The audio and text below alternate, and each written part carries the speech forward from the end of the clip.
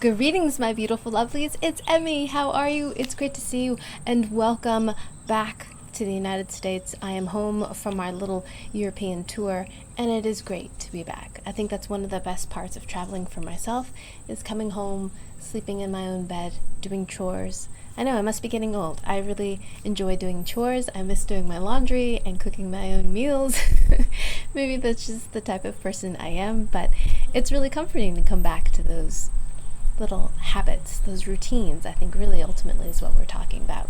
But I'm home, safe and sound, family's home, safe and sound, and we had a glorious trip. We saw so many wonderful things, including Ireland, London, a little bit of Belgium, a little bit of Brussels, and then to Prague, then to Berlin. We saw some good friends we hadn't seen in so many years and their burgeoning new family. So it was so great to visit. And then after Berlin, we went to Amsterdam and met so many lovely people everywhere. Everyone was so kind and so helpful. And ultimately, traveling is really fun because you get to see things that are familiar and things that are familiar but a little bit different, or things that are completely different entirely, including the bidet. Do you know what a bidet is? Well, I first learned about a bidet many, many years ago when I went to Europe for the very first time after graduating college, and I thought it was a very unusual thing. But many, many years later, I have seen the light after living in Japan and being introduced to a different type of bidet. I think it's absolutely ingenious. We did a little remodel in our place, and we have one of these electronic bidet toilets. So happy with that change. It's just lovely. So let me backtrack a little bit and talk a little bit of history about the bidet. So no one really knows who invented the bidet. People have been washing themselves with water for a very long time, but the actual word bidet is a French word which means small horse or pony. And it's believed that it has that name because of the way you straddle the bidet. Like a horse, you can straddle it frontwards or backwards, like a little horse, which I think is great. Ingenious. So in the 17th century was the first recorded use of the word bidet and this type of object that allows you to wash your nether regions, your bum, your woo-woo-woo, and the front parts with water. Brilliant, and it is for hygiene purposes, to keep yourself clean.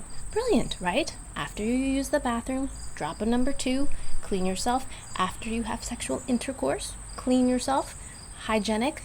Brilliant. It was originally located next to the bedroom for that hygiene purpose, but has since migrated into the bathroom. According to Wikipedia, present-day bidet use is often used in Western, Central, Southeastern Europe, parts of Latin America, including Argentina, and in Southeast Asia, where I first learned about the electronic bidet when I was living in Japan. And it was just an absolute revelation to me. So the electronic bidet is a combination of a regular bidet, which normally sits next to a toilet. And the electronic bidet combines these two things together into one toilet with push-button controls. Absolutely wonderful. So this is what we have in our current bathroom situation. A regular toilet, but it is equipped with the electronic bidet, where you can adjust the pressure, you can adjust the temperature, and the location of the spray. We have a heated toilet seat, which is absolutely phenomenal in the winter. It is just a luxurious experience. And what I love most is that you feel so clean. You use less toilet paper also because you get, the stuff clean. You don't have to keep wiping. You just use a little bit to dry off. It's lovely. I love that. Chickens! I decided to do this outside. Now keep it down. Thank you. So, I love that we're on this level at this point where I can share with you these kinds of things. I love to share curious things and things that I'm curious about. Also, I wanted to share with you something that I learned, because when I went to Europe for the first time 20-something years ago, I didn't know how to use a bidet. So when we were in Prague, we stayed in a lovely little hotel that had a full bidet. This bidet sits right next to the toilet, and it looks a little bit like a sink. It has a adjustable nozzle, and you can turn on the water and you can adjust the temperature. So after you're done doing your business, there are 2 buttons you can push. There's a small one for a small load and a bigger button for larger loads, which is more water. It's a way to conserve water. After you do your business, You go to the bidet, you turn on the spigot, adjust the temperature and the pressure, and then you straddle it. You can sit forwards and clean yourself in the front, or you can turn yourself backwards, just like you're sitting on a regular toilet, and rinse your bum off in the stream of water, which has lots of pressure, which I really appreciated because I have the electronic bidet, and that is a small stream, good pressure, but this was really nice. It was like a full-on wash. So you get cleaned up, rinse everything off, turn off the spigot, and then dry yourself off with a little bit of toilet paper.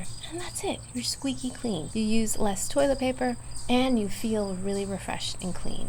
Absolutely love it. I want to share this with you because the first time I went to Europe, I was kind of mystified by the whole thing. I wasn't sure what I was supposed to do, if that was a urinal or what that is. So 20 years later, I have a complete different understanding of it and an absolute appreciation. So apparently a lot of Catholic countries use bidets, and in some countries, bidets are required anywhere there is a toilet involved. Very interesting, right? Bidets can also be found in North Africa, specifically in Egypt. And did you know we've come a long way in terms of cleaning our nether regions? Did you know that the ancient Greeks used to use little bits of stone or ceramics to scrape themselves clean? The ancient Romans used a sponge on a stick to clean themselves, but the sponge on the stick was communal. Bad idea. And now we have toilet paper, and it's believed that toilet paper was an invention of the Chinese that were making lots of paper, and an emperor said, this is a great idea. Make me paper so I can clean myself. We use a lot of toilet paper, but we can use a lot less if we just splash ourselves with a bit of water. I remember traveling in Thailand. It was a very simple procedure. There was no toilet paper, but there was a basin with a scooper of water, and you use that to splash yourself clean. There was even a little bar of soap if you cared to use it, and it was very refreshing, especially during the summer when it is very hot. Bidet. Beautiful, beautiful thing. So here's our bathroom in our hotel in Praha, and this is how you use the bidet. Of course, you would not be wearing pants, but this is a family-friendly show, so this is what you do. You do your business, and then you transfer yourself over to the bidet, but first adjust the temperature and the stream and the pressure. Wash yourself off. You can sit either way or both ways. Once you're clean, you rinse the bowl out with a nice jet of pressure. Turn it off, dry yourself off, and you're on your merry way. Also, bidets can be used to wash your feet as well. I don't wear shoes in my house, so maybe that would be a good thing too, to have a bidet to wash your feet. At any rate, it took me another trip to Europe to remind me that I had been introduced to bidets before, that it was a separate thing from the toilet, which I had sort of forgotten, and that the Japanese version is just a portmanteau, a combination, a hybrid of the toilet and the bidet together with some push-button electronics to make it extra convenient and, I don't know, high-tech. But either way, both are fantastic. Some bidets have two nozzles. It looks just like a sink, but it's really low. My son actually ended up washing his hands. Chickens! Chickens! Yo! Chickens! Stop! Just because another chicken's doing it doesn't mean you have to. Alrighty, apologize for the loud chickens. Something must be up. Maybe there's a predator in the sky. Some bidets will have a separate hot and cold water to turn and adjust the heat, and they look a lot like a sink on a toilet. And in fact, my younger son thought it was a sink and used it to wash his hands after he did his business. He says, Mama, I used the sink. It's an interesting sink. I said, honey, that is a bidet. Right concept? And the premise of the whole thing was absolutely correct, just for hygiene and cleanliness. Alrighty, my lovelies, there you have it, all about bidets. Let me know in the comments what you thought about this video, if it was helpful. If you would like more of these kind of historically contextualized videos, let me know in the comments. And also, let me know if you've used a bidet before, or if you have any thoughts. If it's a polarizing thing, let me know. I'm very curious to hear your thoughts. Alrighty, my lovelies, thanks as always for watching. I hope you enjoyed that one. I hope you learned something. Please share this video with your friends. Follow me on social media, like this video, subscribe, and I shall see you in the next one. Toodaloo, take care, bye!